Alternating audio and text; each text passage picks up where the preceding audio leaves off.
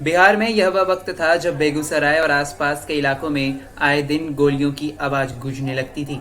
बंदूकों के बल पर ही सारे फैसले होते थे और हर पखवाड़े में एक मर्डर जरूर होता था।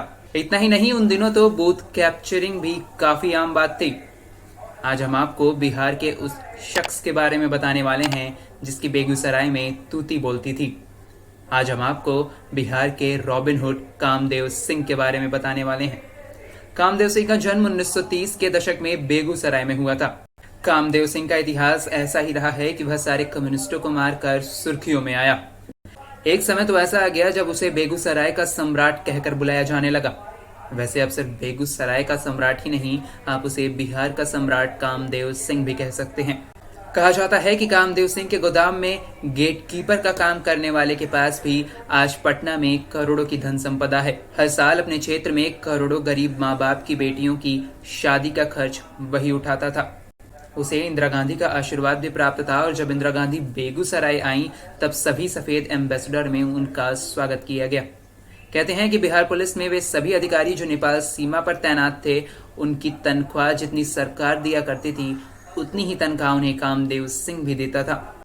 एक सीनियर जर्नलिस्ट ज्ञानेश्वर सिंह की रिपोर्ट बताती है कि कामदेव सिंह को मारने के लिए सीआरएफ टीम को आना पड़ा क्योंकि बिहार पुलिस की सारी कोशिशें नाकाम हो गई थीं। कामदेव सिंह किसी को भी विधायक बना सकता था और एक न्यूज रिपोर्ट तो यहाँ तक कहती है कि कामदेव सिंह चाहे तो विधायक का चुनाव चूहा तक जीत सकता था। दरअसल यह सब कुछ तब शुरू हुआ जब कामदेव सिंह के पास कुछ भी नहीं था और वह सिर्फ एक बैलगाड़ी चलाकर अपना गुजारा करता था। फिर इसी बीच उसकी मुलाकात डकैतों से हो गई।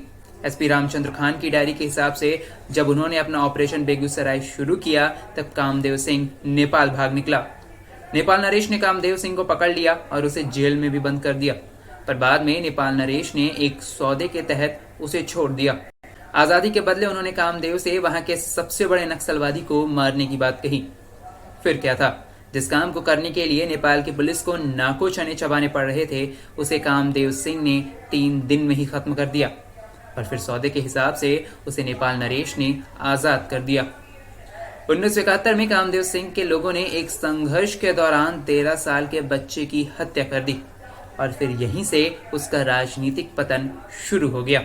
1 साल के अंदर ही 2 और हत्याएं हुई और उसके बाद कम्युनिस्ट पार्टी ने राजनीतिक आंदोलन शुरू कर दिया। तत्कालीन जिला मंत्री सूर्य नारायण सिंह के नेतृत्व में पूरी पार्टी सड़क पर उतर आई। इसके बाद में जब सूर्य नारायण सिंह सांसद बने तो उन्होंने इस मुद्दे को संसद में भी उठाया। तत्कालीन गृह मंत्री ज्ञानी जैल सिंह ने टास्क फोर्स तैनात कर दी और आनन फानन में कामदेव सिंह पर शिकंजा कसा जाने लगा।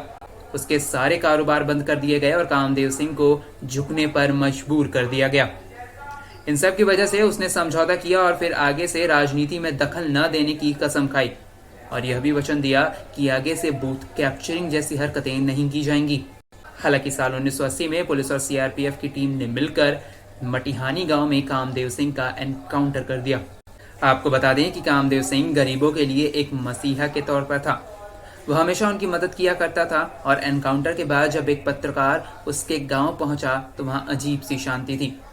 सवाल पूछे जाने पर एक महिला ने बताया कि अब तक मालिक जिंदा थे, हमें किसी चीज की चिंता नहीं थी। हमारे घरों में किसी का जन्म हो, कोई मर जाए या कोई बीमार हो, मालिक ही देखते थे। जब भी वो अपने घर आते थे हम लोगों से मुलाकात करते थे, हमारी तकलीफ पूछते थे और उसका निपटारा करते थे, लेकिन अब हमें कौन देखेगा। तो यह थी बिहार के पहले और आखिरी रॉबिन हुड कामदेव सिंह की कहानी। फिलहाल के लिए इस वीडियो में इतना ही। बिहार से जुड़ी तमाम खबरों के लिए आप बने रहें हमारे साथ। प्रणाम। एकदम बेजोड़